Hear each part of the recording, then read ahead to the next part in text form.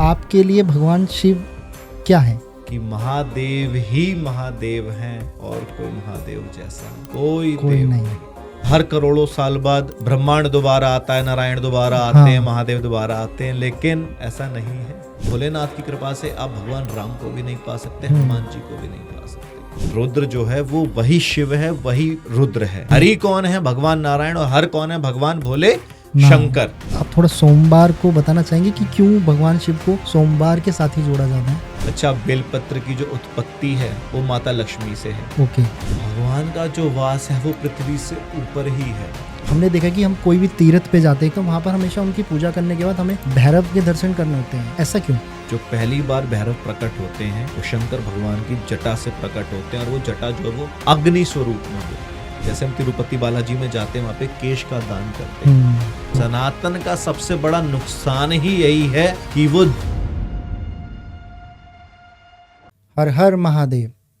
अगर आप महादेव के विषय में गहराई से जानना चाहते हो, शिव पुराण के रहस्य के बारे में जानना चाहते हो, तो बस इतना कहूँगा, इस पूरे पॉडकास्ट को कम्प्लीटली देखो और जानो महादेव के बारे में। और आज के हमारे गेस्ट है शिवराम दास शिवम शुक्ला जी, जो कि एक सुंदरकांड और शिव पुराण वाचक है। तो इस पॉडकास्ट को देखो और एंजॉय करो।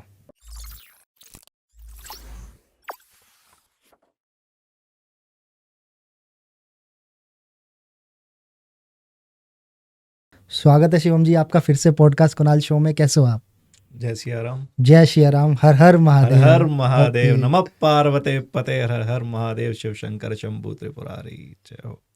एकदम अच्छे। आप कैसे हैं? मैं एकदम बढ़िया हूँ। बहुत खुशी हो रही है आपसे दोबारा मिलके, और दिन इतना अच्छा है। सबसे बड़ी बात है, हम लोग बात करने वाले हैं महादेव के बारे में, हमारे शिव के बारे में। अगर मैं आपसे नॉर्मली चीज़ पूछूं, आपके लिए भगवान शिव क्या है?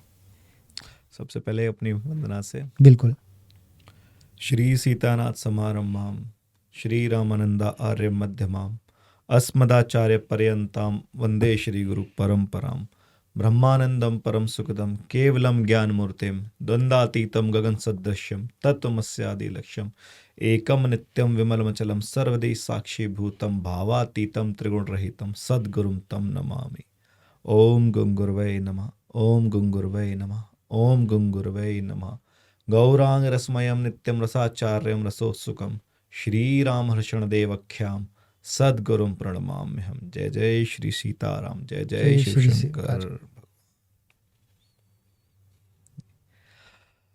पहले तो आपका बहुत बहुत धन्यवाद और आपकी टीम का, जो फिर से एक बार हम महादेव की चर्चा, भगवत चर्चा में आए हैं। और रही बात महादेव की, तो जैसा कि पिछली बार था कि जिसको किसी ने नहीं अपनाया उसे महादेव ने अपनाया, तो हर बार अनंत समय तक यही बात है कि महादेव ही महादेव हैं और कोई महादेव जैसा कोई देव नहीं। कोई भी बहुत कम चीज़ों में, बहुत छोटी छोटी चीज़ों में महादेव प्रसन्न होते हैं। इसीलिए उन्हें ऐसे ही नहीं शिव कहा जाता है, ऐसे ही नहीं शंकर कहा जाता है, ऐसे ही नहीं शंभू कहा जाता है। पशुओं के भी जो पशुपति हैं, पशुपति नाथ, वो हमारे महादेव हैं, जो राम के पुजारी हैं। और राम जिनके पुजारी हैं, राम के इष्ट महादेव हैं। जितने भी बड़े बड़े योद्धा हैं उनके भी पुजारी, उनके भी देवता महादेव हैं। महादेव शिव शंकर वेदों का सार हैं, डमरू का नाद है, ब्रह्मांड का स्वर है, हमारी और आपकी श्वास है, प्रकृति महादेव है। तो सब कुछ ही तो महादेव है। और कहा जाता है शिवम जी की पृथ्वी, पूरे ब्रह्मांड की शुरुआत की रचना भी महादेव से ही हुई है। जी बिल्कुल, सब कुछ महादेव से ही है। और पृथ्वी भी यही है कि पुराणों में जो कथा है उसके अनुसार ये होता है कि भगवान नारायण की नाभि से ब्रह्मा हुए। और सबसे इंटरेस्टिंग फैक्ट ये है कि महादेव कहाँ से आए, क्योंकि ब्रह्मा का पता है कि ब्रह्मा जो है वो भगवान विष्णु के नाभि कमल से आए जी। लेकिन नारायण कहाँ से आए और महादेव कहाँ से आए कोई पता नहीं है। इसलिए वो आदि है, अनंत है, शाश्वत है, सब कुछ वही है। सब कुछ, एक किसी ने कहा था कि हर कल्प में या हर करोड़ों साल बाद ब्रह्मांड दोबारा आता है, नारायण दोबारा आते हैं, महादेव दोबारा आते हैं, लेकिन ऐसा नहीं है।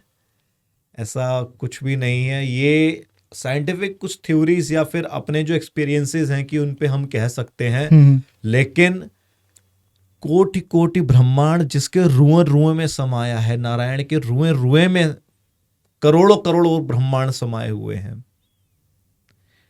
तो ब्रह्मांड फिर वो नारायण कैसे दोबारा आ सकते हैं? जिनके हर रुएं में, हर बाल में करोड़ों करोड़ों ब्रह्मांड हैं, तो फिर उनके जन्म और मृत्यु की तो कोई बात ही नहीं है।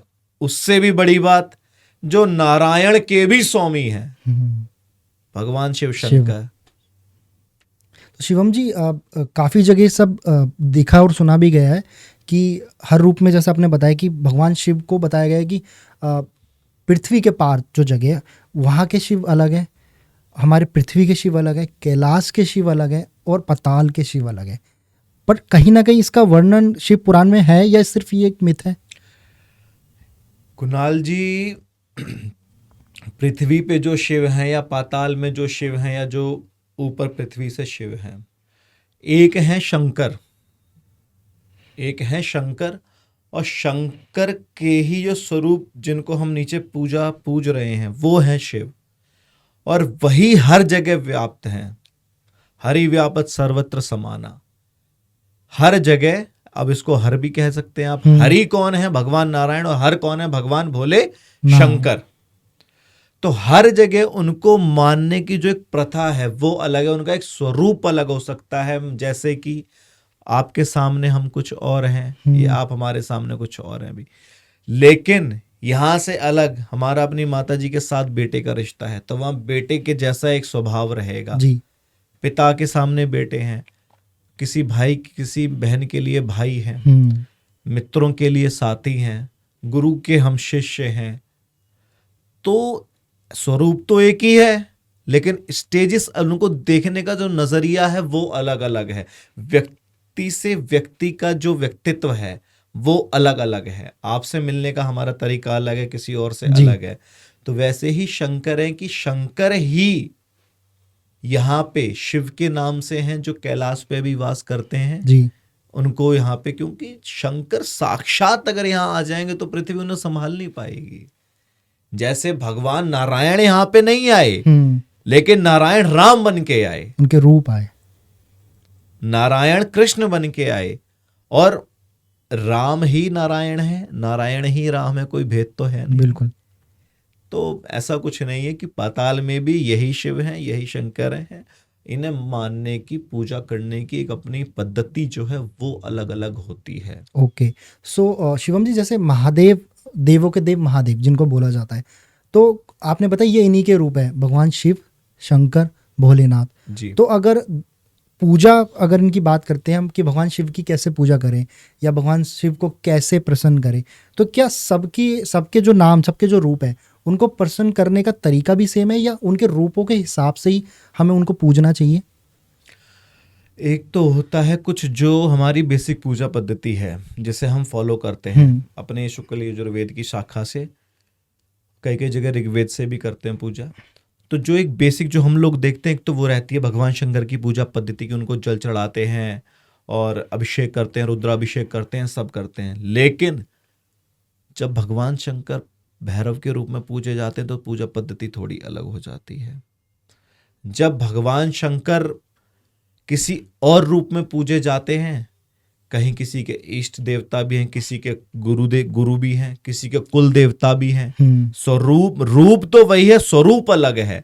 तो स्वरूप के हिसाब से पूरे भारतवर्ष में, पूरे विश्व में ऐसे ही पूजा करने की बहुत सारी पद्धतियां हैं, अलग अलग तरीके से। लेकिन जो एक बेसिक हम लोग करते हैं कि भगवान शंकर को जल चढ़ाना, और ऐसा क्या करें कि सबकी ही पूजा हो जाए, तो वो होती है रुद्राभिषेक से। क्योंकि जो शिव जो है वही रुद्र तत्व है। रुद्र जो है वो वही शिव है, वही रुद्र है।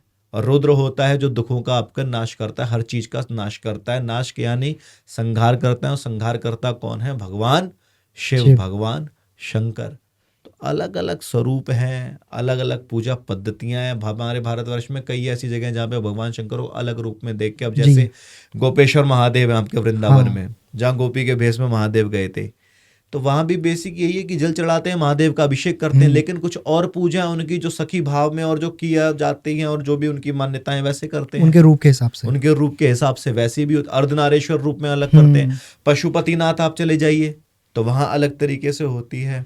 तो ये डिफरेंट पूजा पद्धति हैं, लेकिन ज़्यादा झंझट में ना पड़ा जाए। जितना हम जानते हैं और जितना हम करते हैं, जो हमारी मान्यताएं चली आ रही हैं, वैसे किया जाए।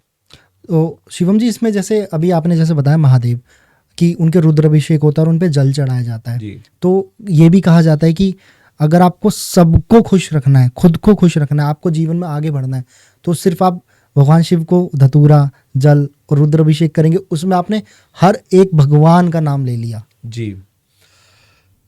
अब जैसे हम भगवान शंकर पे जल चढ़ाते हैं, ये तो एक बेसिक है। इसी के साथ में भगवान शंकर को सबसे प्रिय है राम।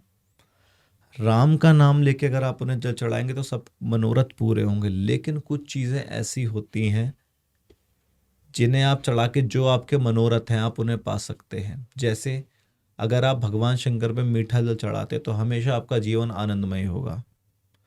अगर भगवान शंकर पे आप गन्ने के रस से उनका अभिषेक करते हैं, गन्ने के रस से अगर हम भगवान शिव का अभिषेक करते हैं तो कभी हमें कोई दरिद्रता कुछ नहीं होगी। ओके। घी से करेंगे हमेशा निरोग रहेंगे। सरसों के तेल से अगर आप उनका अभिषेक करेंगे तो जो भी शत्रु हैं आपके, वो आपके साथी बन जाएंगे या उनका खुद का नाश हो जाएगा। तो ऐसी भी बहुत चीजें हैं। भगवान शिव को बेलपत्र सबसे प्रिय है। अच्छा, बेलपत्र की जो उत्पत्ति है वो माता लक्ष्मी से है। ओके। माता लक्ष्मी के जो स्तन है उन्होंने काट के भगवान शिव को अर्पित किए थे। और माता लक्ष्मी समुद्र मंथन के समय जब निकली थी तो वो भगवान महादेव की बहन भी हैं। महादेव की वो बहन भी है माता लक्ष्मी। तो ऐसे ही बिल्व जो है वो भगवान भोले शंकर को सबसे प्रिय है। और जो व्यक्ति बेलपत्र के नीचे ब्राह्मणों को और दीन दुखियों को या और जो संत महात्माओं को, किसी जरूरतमंद को भी अगर भंडारा करवाता है और उनको भोजन देता है तो अनंत काल तक उनकी आने वाली पीढ़ियों के पास कभी अन्नपूर्णा की कमी नहीं होती। जो बेलपत्र के पेड़ के नीचे दान देता है तो भगवान भोलेनाथ और कुबेर उनका हमेशा भंडारा भरते हैं। जो गौ दान करता है तो हमेशा उसका पूरा कुटुंब गायों से और गाय के दूध से हमेशा भरा हुआ रहता है। ऐसा करना पड़ता है। ऐसी बहुत सी चीजें हैं, हमारे पास सब कुछ है, बहुत सरल सरल विधियां हैं, बहुत सरल सरल तरीके हैं, लेकिन अगर उनको किया जाए तो बहुत आसानी से आप जीवन में सब कुछ पा सकते हैं। तो अगर हम भगवान शंकर को प्रसन्न करते हैं और करना चाहते हैं तो सबसे सिंपल विधि क्या है? सिर्फ दान करना या उनका नाम लेके, भगवान राम का नाम लेके सिर्फ जल चढ़ाना, ताकि हम उनके साथ हमेशा के लिए जुड़े रहें? आप जब दान करते हैं, जब भी हम दान करें तो हमेशा ये ध्यान रखना चाहिए कि हमारे इष्ट कौन है या हमारी मान्यता किस में है। हमेशा उनका ध्यान करके दान करिए। और जब वो दान किया जाएगा तो वो दान उन्हीं देवता के द्वारा लगा जाएगा और वही देवता आपको सब कुछ देंगे। ओके। और बिना भगवान शंकर की कृपा से ये नहीं होता। भगवान की, भोलेनाथ की कृपा से आप भगवान राम को भी नहीं पा सकते, हनुमान जी को भी नहीं पा सकते, और भगवान भोलेनाथ को आप स्वयंभू पा सकते हैं। कैसे? सिर्फ और सिर्फ उनकी छोटी सी पूजा करके डेली। जिसके पास समय ही नहीं है वो खाली जल चढ़ाए, अभिषेक करे। और जो रुद्राभिषेक होता है, रुद्रों का जो अभिषेक किया जाता है, जो हमारे शास्त्रों में, जो वेदों में है, आप रुद्राभिषेक करिए हर सोमवार को या जिस दिन आप करना चाहें अपने समय के अनुसार। सोमवार तो भगवान महादेव का ही दिन है, लेकिन जो आपको समय मिल पाए आप रुद्राभिषेक करिए। और रुद्राभिषेक आप थोड़ा सोमवार को बताना चाहेंगे कि क्यों भगवान शिव को सोमवार के साथ ही जोड़ा जाता है? भगवान शिव को सोमवार के साथ इसलिए जोड़ा जाता है क्योंकि देखिए, एक मंगलवार का जो दिन है, इसमें जो हमने खुद का एक्सपीरियंस किया है, हालांकि सोमवार का कोई ऐसा प्रमाण नहीं मिला है, लेकिन शास्त्रों में यही है कि सोमवार जो भगवान भोले शंकर का दिन होता है ना। अब ये क्यों होता है इसकी नॉलेज तो अभी, इसका तो अभी हमको भी आया पता नहीं चला है, लेकिन एक जो खुद का एक्सपीरियंस यही है कि हनुमान जी को, राम जी को पाने से पहले आपको महादेव को पाना ही पड़ेगा। ये जो ऊर्ध्वपुंड है ये भगवान शंकर का त्रिशूल ही है। ये जितने भी सीताराम रामानंदी हैं सब इसी को लगाते हैं, तब जाके भगवान शंकर को पाते हैं। तो हम लोग भगवान, हमारे आराध्य सीताराम है, लेकिन हम भगवान शंकर के सबसे प्रिय हैं। तो मंगलवार का दिन होता है इनका, हनुमान जी का और राम जी का, इसी दिन हुए थे प्रकट। इससे पहले आते हैं भगवान शंकर। तो प्रथम सीढ़ी तो महादेव ही है। महादेव के पास आपको जाना ही पड़ेगा। और ये भी कहा जाता है शिवम जी कि अगर हम सोमवार वाले दिन, खासकर सोमवार वाले दिन फास्ट रखते हैं या भगवान शिव की आराधना करते हैं, तो आपके बहुत सारे ऐसे रास्ते होते हैं जीवन के जो खुल जाते हैं, जो कभी आपके बंधे हुए थे या आप किसी भी परिस्थिति में रुके हुए हो। तो मतलब भगवान शिव हमेशा आपके साथ चल के खड़े होकर आपका साथ निभाते हैं। बिल्कुल। आप सोमवार को जप तप व्रत साधना जो आपको करना है, जो नियम आप कर सकते हैं, आप वो नियम करिए, और जैसा आपके गुरु ने आदेश दिया वैसा करिए। भगवान शंकर की आप पूजा करिए, उनका शिवालय साफ करिए, रोज सुबह 4 बजे उठिए और भगवान शिवालय साफ करिए, धोइए। देखिए कैसे नहीं, आप अगर शिवालय साफ करेंगे कुणाल जी, तो आपका चित्त, मन और दरिद्रता सब भगवान शंकर स्वयं ही साफ कर देंगे। आप रुद्राभिषेक भगवान शंकर का करेंगे, लेकिन आपको कृपा स्वयं भगवान राम की मिल जाएगी। जो संपदा शिव रावण ही दीन दीन दिए दसमात। जो संपदा भगवान शंकर ने रावण को दी थी, वही संपदा भगवान राम ने विभीषण को दी थी एक ही बार में। तो आप भगवान शंकर की आराधना में लगिए, जो भी आप जैसे भी कर सकते हैं वैसे करिए। बहुत चीजें हैं, रुद्राभिषेक करिए सोमवार को करिए। और सबसे अच्छी बात तो हमारे सनातन में है कि हर दिन हर एक देवता का है, हर एक भगवान का है। तो जरूरी नहीं है कि सोमवार को समय नहीं मिल पाया तो मंगलवार नहीं करो, कोई भी दिन कर सकते हैं, कोई भी दिन करिए भाई। आपके पास जो समय है, समय थोड़ा सा ये नहीं कि अब रात को 12 बजे ही अभिषेक करने लग गए। समय को देखिए, समय के हिसाब से कौन से मुहूर्त में करना सबसे बढ़िया रहता है, तो ब्रह्म मुहूर्त में करिए, अभिजीत मुहूर्त में करिए, ठीक है। और वार का चुनाव ठीक है, कोई बात नहीं, हर वार अपने भगवानों के ही हैं। बिल्कुल जी। और शिवम जी, भगवान शंकर को ना महाकाल के रूप में भी पूजा जाता है। महाकाल उनका बहुत बड़ा स्वरूप है जी, उसके बारे में थोड़ा सा प्लीज बताइए। महाकाल हैं जो कालों के भी काल हैं, जिनके सामने काल भी घुटने टेक देता है, वो है महाकाल, जो काल को भी अपना ग्रास बना लेते हैं। महाकाल का जो शिवलिंग अपना है उज्जैन में, तो उसकी भी एक कथा है जी। वो कथा ऐसे है कि एक समय पे राजा चंद्रसेन थे, और उनका एक गण था, मणिभद्र नाम था, और वो गण भगवान शंकर का ही गण था। वो राजा चंद्रसेन का बड़ा ही अच्छा मित्र था वो मणिभद्र। और राजा चंद्रसेन बड़े ही धर्मपरायण राजा थे, बहुत धार्मिक थे, भगवान शिव का पूजन किया करते थे वो। मणिभद्र के पास में एक मणि होती है चिंतामणि, और वो चिंतामणि ऐसी होती है जैसे कौस्तुभ मणि थी भगवान शंकर के पास, भगवान कृष्ण के पास में। तो वो मणि जो है वो राजा चंद्रसेन को दे दी जाती है, किसके? मणिभद्र द्वारा। और उस मणि को पाने के लिए उज्जैन के आसपास के जितने भी राजा होते हैं, वो राजा चंद्रसेन से लड़ाई करने की अपनी योजना बनाते हैं। पहले वो मांगते हैं उनसे, वो देते नहीं, मना कर देते हैं, लेकिन इसके पीछे युद्ध होने वाला होता है। तो उसी समय पे राजा चंद्रसेन भगवान शंकर का शिवलिंग बना के ध्यान करते हैं, खूब पूजा अर्चन करते हैं। उसी समय पे, ये शिव महापुराण की कथा है, उसी समय पे एक ग्वाला अपनी माँ के साथ आता है, और वो ग्वालन भी देखती है कि राजा चंद्रसेन कैसे पूजा कर रहे हैं। वो ग्वाला, जो बच्चा बालक होता है, वो भी देखता है। ये सब देखने के बाद वैसी ही पूजा वो लोग अपने यहाँ पे करते हैं, अपने घर पे करते हैं। और वो बालक इतना ध्यान में चला जाता है भगवान शंकर की कि उसकी माँ उसको बार बार हटाती है, डांटती है कि तुम बाहर निकलो, साधना से बाहर हो। नहीं सुनता तो उसका शिवलिंग उठा के फेंक देती है, ताव में आके, गुस्से में आके, आवेश में आके कि क्या हुआ इसे। और जब उस समय पे बालक को होश आता है और राजा को ये खबर पता चलती है, तो राजा खुद उस बालक को अपने पास बुलाते हैं, बिठाते हैं। उस समय पे भगवान शंकर की कृपा से, आशीर्वाद से उज्जैन नगरी इतनी स्वर्णमयी हो जाती है, इतना तेज आ जाता है कि जो आसपास की सेना होती है और राजाओं की, वो स्वयं दंडवत हो जाती है राजा चंद्रसेन के सामने, उनसे मित्रता कर लेती है जाके। ये होता है महाकाल की कृपा का प्रभाव। और उस बालक को जब राजा चंद्रसेन अपने साथ रखते हैं, उसी समय पे हनुमान जी प्रकट होते हैं। हनुमान जी उसी समय पे प्रकट होते हैं और वरदान देते हैं उस ग्वाले को, उस ग्वाल बाल को, कि ये धर्मपरायण ग्वाला जो है, इसकी 8वीं पीढ़ी जो होगी, इसकी 8वीं पीढ़ी जो होगी, उसमें नंद बाबा का जन्म होगा और वहीं पे भगवान श्री कृष्ण को वो उनका पालन पोषण करेंगे।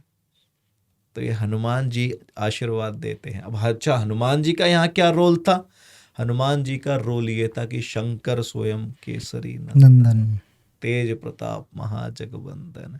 और वहीं पे ही महाकाल भी प्रकट होते हैं, भगवान शिव शंकर भी प्रकट होते हैं, और वो उसी शिवलिंग के रूप में वहीं पे ही ठहर जाते हैं। एक कथा ये भी आती है कि एक समय पे कुछ ऋषि होते हैं, वो वहाँ पे साधना करते हैं, जिनको मारने के लिए एक राक्षस आता है। तो उस समय भी भगवान महाकाल प्रकट होते हैं। तो अलग अलग युग में अलग अलग कथाएं, लेकिन अगर हम पुराणों की कथा में जाएंगे तो महाकाल की कथा यही है। और यकीन मानिए कि महाकाल के यहाँ जाने से, महाकाल की पूजा करने से दुख, दारिद्र, रोग, शोक सब का ही अंत हो जाता है। भाई, संहार करने वाले, अंत करने वाले महादेव हैं। बिल्कुल। और अंत सब ये समझते हैं कि अंत हमारा नहीं, आपकी दरिद्रता का, हमारी बुराइयों का, आपकी जो कुछ गलत चीजें हैं, या आपकी जो पीड़ा है, उनका, हर चीज का अंत होता है महादेव से। अब जैसा हम बैक स्टेज भी बात कर रहे थे, बहुत पहले जब हम मिले थे तब आपने बताया था आपकी बहुत हेल्प करी थी जब आप भगवान राम के लिए प्रिय हुए। देन धीरे धीरे आपका अपने अंदर से भगवान शिव के लिए प्यार उमड़ने लगा। तो आपने बताया कि आपकी बहुत सारी चीज़ें भगवान शिव ने ऑटोमेटिकली, आप जिन चीज़ों में कभी थे उन चीज़ों से छुटवाया, और आज आप जी बिल्कुल बिल्कुल बिल्कुल। भाई, आज के समय पे इंसान वही समझता है जब वो सामने अपने देखता है। तो ये है, सतयुग में तपस्या से, त्रेता में, सतयुग में तपस्या से, त्रेता में ध्यान से, आपका द्वापर में यज्ञ से, और कलयुग में नाम से, नॉर्मल पूजा से और भाव से। भगवान हमेशा भाव के ही भूखे हैं। जाकी रही भावना जैसी, प्रभु मूरत देखी तिन तैसी। तो भगवान भाव के ही भूखे हैं। ज्यादा चक्करों में ना पड़ा जाए। एक साधे सब सधे, सब साधे सब जाए। बिल्कुल।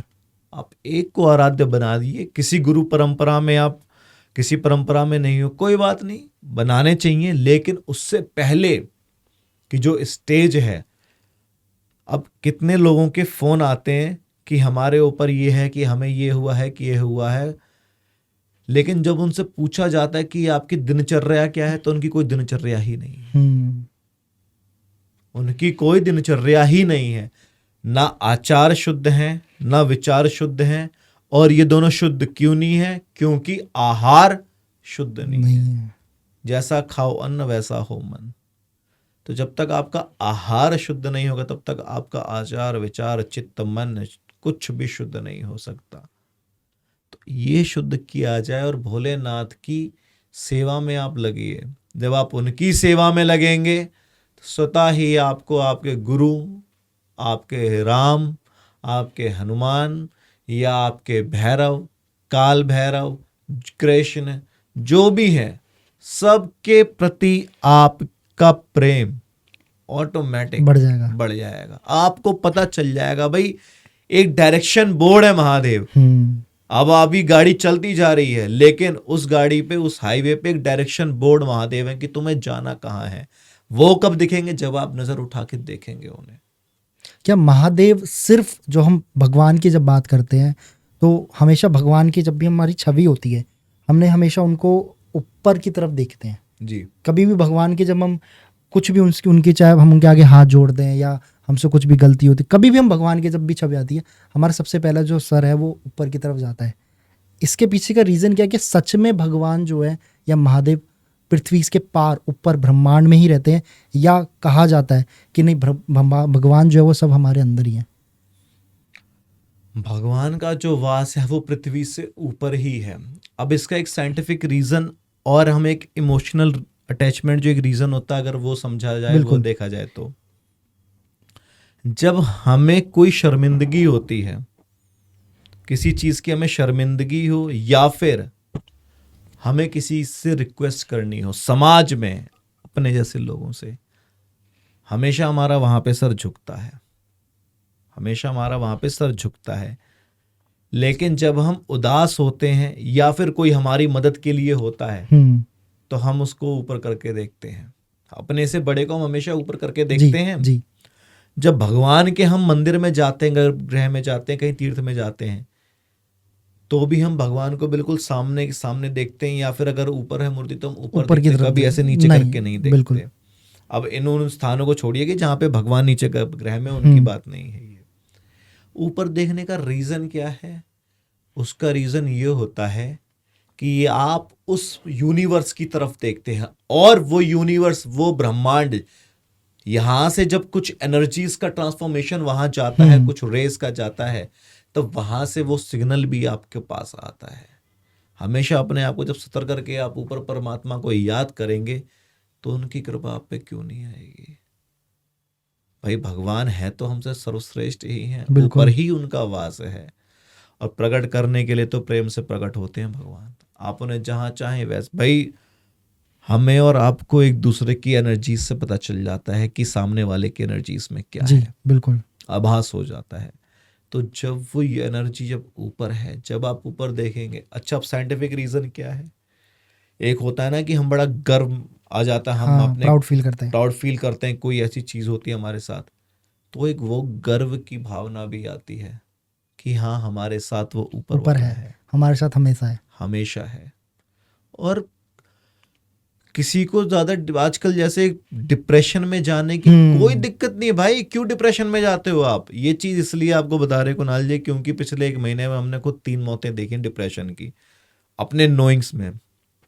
तो बाद में फोन आया था तब पता चला था। और डिप्रेशन किस चीज का? घर वालों का कोई बात हो गई, किसी लड़की का कुछ था, वो ऐसी चीजों को लेके। क्यों भाई? जगत के लिए क्यों रो रहे हो आप? क्यों जगत के लिए डिप्रेशन में जा रहे हो? आखिर डिप्रेशन में जाना ही क्यों है जब महादेव आपके साथ हैं? तो आप एक बार उनके पास जाइए तो सही, अपनी बात तो रखिए।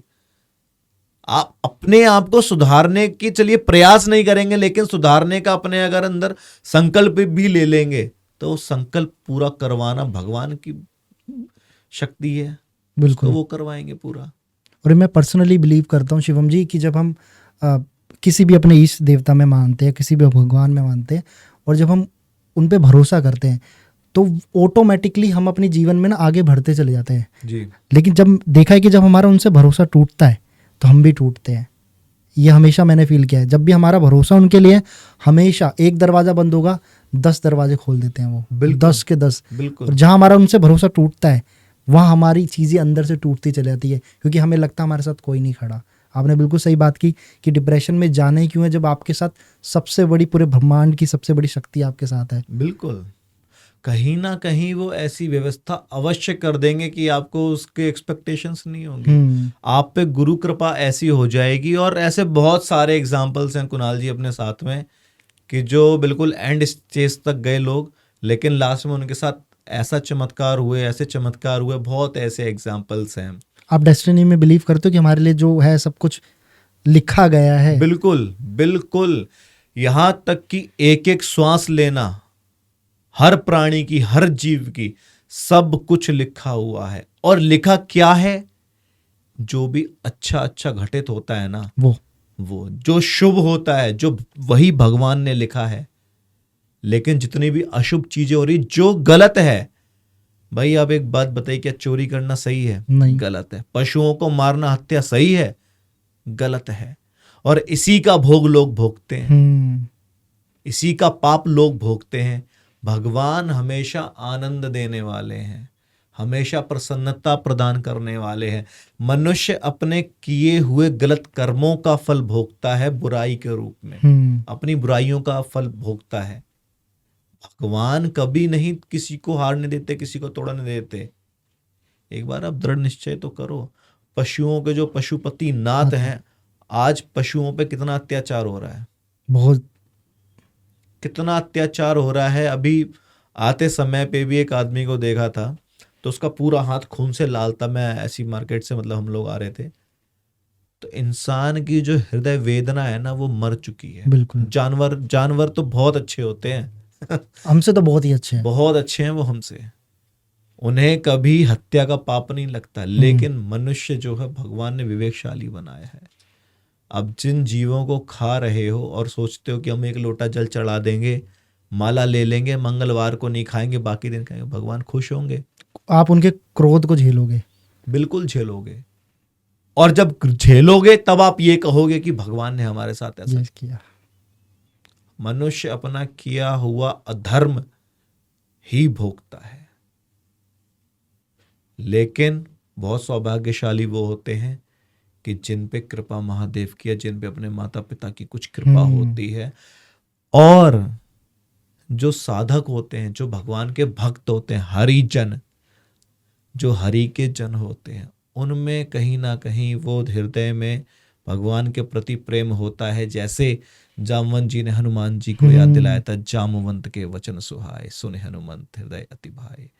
तो हमारे और आपके अंदर भी कई बार ऐसे होता है कि वो बीज तो है कि हम आए तो भगवान की भक्ति के लिए ही हैं, लेकिन उस स्टेज पे नहीं पहुंच पा रहे। लेकिन ये भाव आते ही वो कॉस्मिक एनर्जीज ऐसी ट्रांसफॉर्मेशन करेंगी आपकी लाइफ में, कुछ ना कुछ ऐसा करेंगी, आपको ऐसा तोड़ेंगी, मरोड़ेंगी कि आप बिल्कुल सीधे सतर अपने मार्ग की तरफ चलने लग जाएंगे।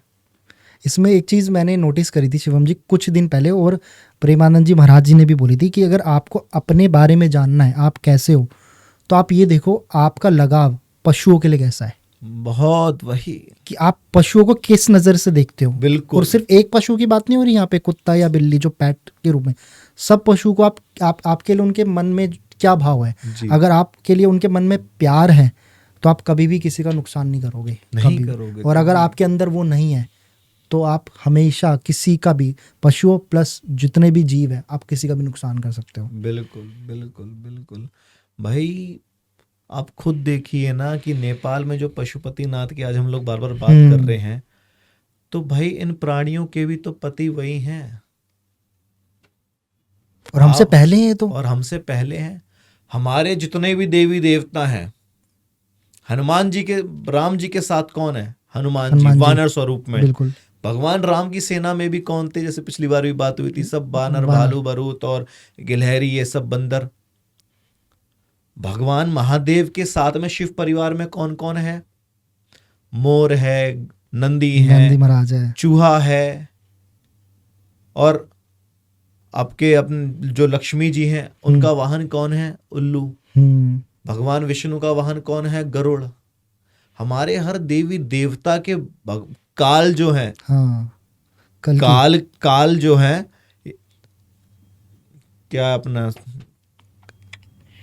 यमराज जो है, यमराज की सवारी कौन है? भैंसा। तो हमारे हर देवी देवता का, हर भगवान का भाई जोड़। रामकृष्ण की प्यारी गैया, मलुकदास जी का बड़ा मशहूर भजन है। कृष्ण जी को सबसे अति प्रिय कौन है? गाय। और उसी गाय की आज लोगों ने दुर्दशा कर दी है। फिर कहते हैं कि भगवान हमारे सुनते नहीं। सनातन का सबसे बड़ा नुकसान ही यही है कि वो जीव और जंतुओं पे ही इतना अत्याचार कर रहा है कि इसकी कोई सीमा ही नहीं है। फिर आप कितना भी सीताराम कहो, कितना भी हर हर महादेव करो, कुछ मिलने वाला नहीं है। तो यही समझ लिया जाए कि हर देवता, हर भगवान का साथी भी, हमारा वाहन भी एक ना एक पशु है। कम से कम अगर आप उनको खिला नहीं सकते तो मारे नहीं। बिल्कुल बिल्कुल, उन्हें बिल्कुल कभी पशुओं को तो वैसे उनके साथ व्यवहार करना ही नहीं चाहिए। नहीं, ये तो मैं पर्सनली बिलीव करता हूँ। आप अगर आप किसी भी पशु के साथ दुर्व्यवहार करते हो, आपको क्रोध झेलना पड़ेगा, सब जी। सामने आएगा आपके, और आपको पता चलेगा जिस दिन वो होगा ना कि मैंने इसके साथ ये ऐसा किया था। लोग अपने स्वाद के लिए ये सब चीज़ें करते हैं, जी। जबकि उनको नहीं पता, शायद जानना नहीं चाहते कि आपको किसी भी रूप में वो क्रोध झेलना ही पड़ेगा। झेलना ही पड़ेगा। बहुत बुरा लगेगा लोगों को ये अगर हम कहेंगे, लेकिन मैं कहूँगा इस चीज़ को बिल्कुल। कि जितनी भी क्लाइमेटिक आपदाएं आती हैं और जितने भी कुछ ऐसे इंसिडेंट्स होते हैं, कहीं ना कहीं हर उस चीज़ के पीछे ना उनका किया हुआ कर्म ही कर्म है। होता है। बहुत कड़वी सच्चाई है, कोई अपनाता नहीं है इस चीज़ को, लेकिन उन्हें मन ही मन में पता है कि हाँ ये सही कह रहे, लेकिन वो दिखाना नहीं चाहता अपने आप को। और ऐसे इंसिडेंट्स बहुत होते हैं। वो तो धन्य है इस भारत भूमि का कि जो ऐसे संत महात्मा और हरिजन हैं यहाँ पे, भक्त हैं, जिनकी वजह से ये चीज़ें यहाँ कम होती हैं।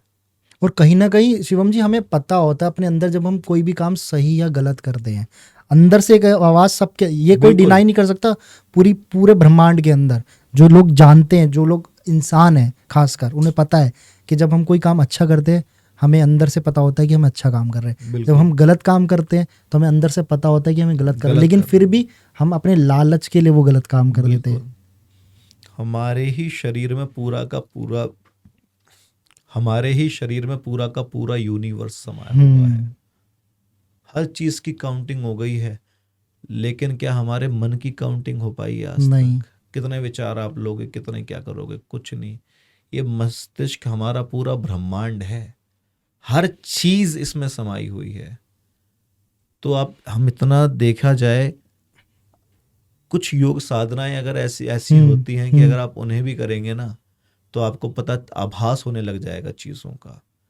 यूनिवर्स से वो चीज़ें ऑटोमेटिक, जैसे कोई सिग्नल जाता है यूनिवर्स में सैटेलाइट से, फिर वापस यहाँ बिल्कुल, पर आता है, बिल्कुल। यहाँ से ऊपर जाता है। तो अगर आप अपने आप को वैसा ही सैटेलाइट बना लेंगे, इस शरीर को साधनाओं के द्वारा, योग के द्वारा, आपको चीज़ें स्वतः ही आभास होने लग जाएगा। इसलिए मन की गति को पूरे ब्रह्मांड में सबसे तेज गति बोला जाता है। बिल्कुल। मन की लाइट की स्पीड पता चल गई, लेकिन मन की गति बहुत तेज है, उसकी काउंटिंग कोई भी नहीं कर सकता। तो ये पूरा यूनिवर्स हम लेके घूम रहे हैं, और अगर इस यूनिवर्स से ये है कि कुछ करके पा लिया जाए तो बहुत अच्छा है। हमारे जितने ऋषि मुनि थे, सब के सब अपने आप में ब्रह्मांड ही थे। उन्होंने खुद को जाना, अंदर खुद को जाना, खुद को ही जाना। भाई एक स्टेज में अगर हम जाते हैं समाधि की, ध्यान की या योग की, तो योग के भी स्वामी कौन है? भगवान बोले शंकर। जब वो चले जाते हैं समाधि लगाने, तो 80-80 हजार साल तक समाधि लगा लेते, 86-86 लाख वर्ष तक, हजार तक सालों तक समाधि लगा लेते हैं। समाधि में जाके खुद को ही तो जानते हैं। अपने अंदर की जो क्लींजिंग होती है वो करनी भी बहुत जरूरी है। बहुत ज़रूरी है। अब इसमें भगवान शंकर का एक भैरव रूप है जी। जो हम लोग अपने, खासकर अपने भारत कल्चर में, हम किसी भी देवी देवताओं के मंदिर जाते हैं, कहीं भी जाते हैं, वहाँ पर एक ऊंचाई पर भैरव नाथ का मंदिर होता है, जिसको बोला जाता है ये हमारे प्रोटेक्ट करते हैं हमें हर जगह पे।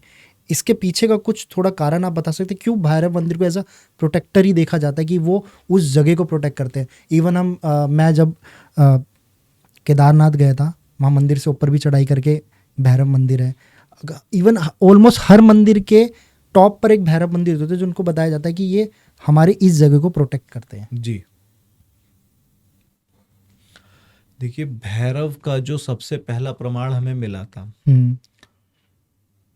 जिस समय पे नारायण में और ब्रह्मा जी में एक द्वंद्व हुआ था कि कौन सबसे सर्वश्रेष्ठ है, उस सर्वश्रेष्ठता में दोनों के बीच बहस होती है। उसी बहस के बीच में 4 मुख वाले हमारे नारायण, 5 मुख वाले थे ब्रह्मा। उसी के बीच में भगवान शंकर जो है वो अग्नि स्वरूप में प्रकट होते हैं। नारायण समझ जाते हैं कि ये शिव हैं, सब कुछ यही है, लेकिन ब्रह्मा को फिर भी घमंड होता है, तो वो भी कहते हैं कि हे शिव, हे शंकर, तुम मेरे पुत्र हो, तुम मेरी शरण में आ जाओ। भाई जो ब्रह्मा नारायण के नाभि कमल से प्रकट हुए हैं, वो शंकर भगवान को कह रहे हैं कि आप मेरी शरण में आ जाओ।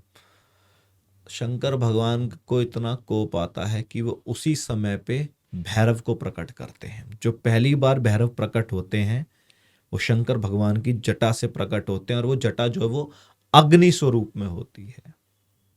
वो भैरव जो होते हैं वो अग्नि स्वरूप में होती है, और वही भैरव अपने नख से ब्रह्मा का 5वां सिर काटते हैं। और इसका एक प्रमाण ये भी आता है कि जब दोनों के बीच लड़ाई होती है, नारायण के और ब्रह्मा के बीच में, तब भगवान शंकर काटते हैं। अलग अलग कथाएं आती हैं, क्योंकि हर एक युग के, हर कल्प के बाद में सृष्टि बदलती रहती है, लेकिन बिल्कुल। कथाएं सब सेम है, बस समय चक्र बदलता है। जी।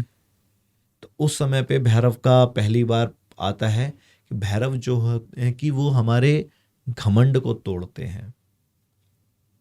हमारे आसपास की जितनी भी, वो भगवान भोले शंकर का क्रोधित रूप है, क्रोध वाला, संहार वाला रूप है। वीरभद्र ने भी राजा दक्ष का संहार कर दिया था। संहार के स्वामी हैं भगवान शिव। अब भगवान शंकर तो हर जगह जाके किसी से हमेशा क्रोध में तो नहीं रह सकते ना किसी को प्रकट करेंगे।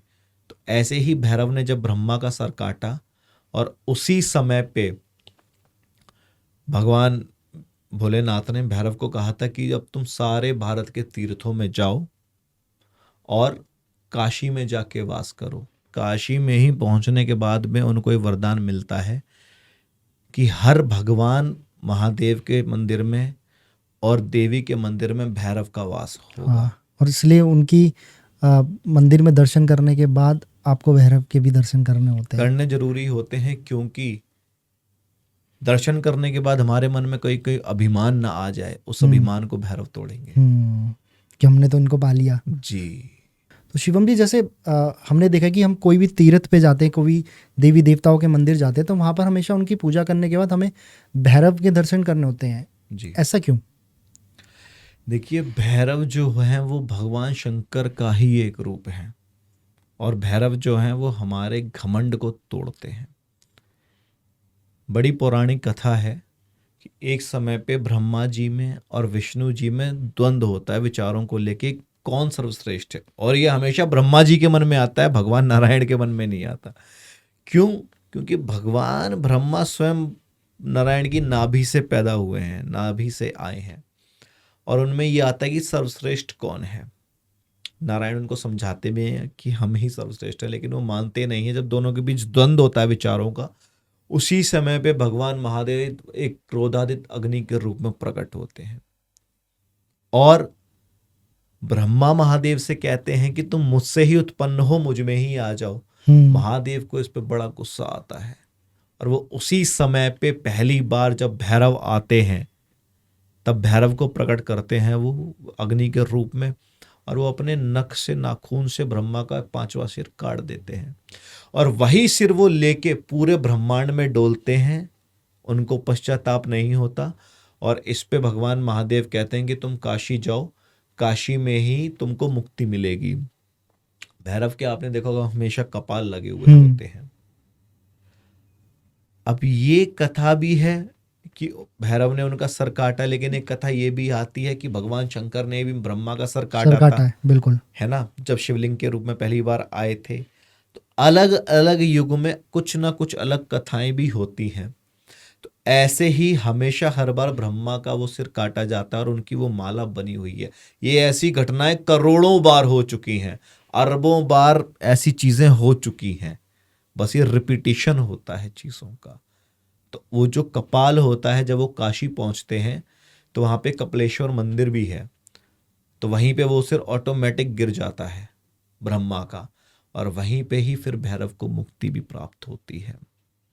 और हर मंदिर में जो भैरव का स्थान दिया जाता है वो इसीलिए दिया जाता है कि भगवान के दर्शन करने के बाद अभिमान जरा सा भी ना हो जाए, मन में जरा सा भी अभिमान ना हो जाए, इसलिए भैरव के दर्शन करने जरूरी होते हैं, ताकि हमारा वो अभिमान टूट सके।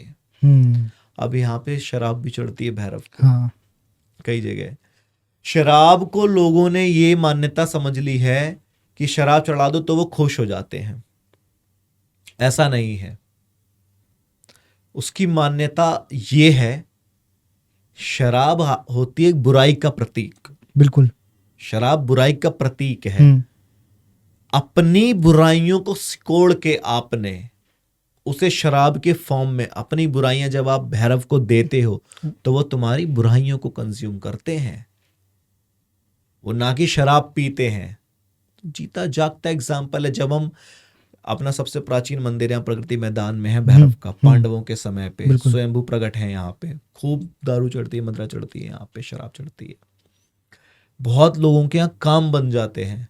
वो काम तभी बनते हैं जब वो अपनी बुराई छोड़ते हैं, और वो बुराई इधर उधर ना जाए तो उसको शराब के फॉर्म में भगवान को दे, भैरव को दे देते हैं कि अब आप ही संभालो इसको। ना कि उनको चढ़ाने के लिए। ना कि वो चढ़ाने की वैसी मान्यता नहीं है कि आप हर कोई जाओ और चढ़ाओ, हर कोई जाओ चढ़ाओ। भगवान भैरव भाई देवता शराब थोड़ी पीते हैं, ना देवता कुछ ऐसी चीज का पान करते हैं। गलत मान्यताएं कुछ जो हो गई हैं, इसका अर्थ ऐसे नहीं है, इसका अर्थ ऐसे है अपनी बुराइयों को आप उन्हें दे देते हो। वो भी स्वीकार कर लेते हैं पूरा। बिल्कुल। जैसे हम तिरुपति बालाजी में जाते हैं, वहां पे केश का दान करते हैं हम अपने भगवान को। हर स्थान पे अलग अलग दान करते क्योंकि कहा जाता है कि आपके बालों में आपका घमंड बसता है जी, और आपकी नकारात्मक शक्तियां होती है बालों में, इसलिए लोग उसको दान अर्पित करते हैं ताकि वो दोबारा से अपने जीवन को अच्छा कर पाए। बिल्कुल। अब जब जटाएं भी बन जाती हैं, जो ये जटाएं बन जाती हैं, ये भी महादेव की जटाओं का एक प्रतीक जो होता है। तो ये भी ये होता है कि अब हमने हर चीज को उसके हाल पे ही छोड़ दिया है।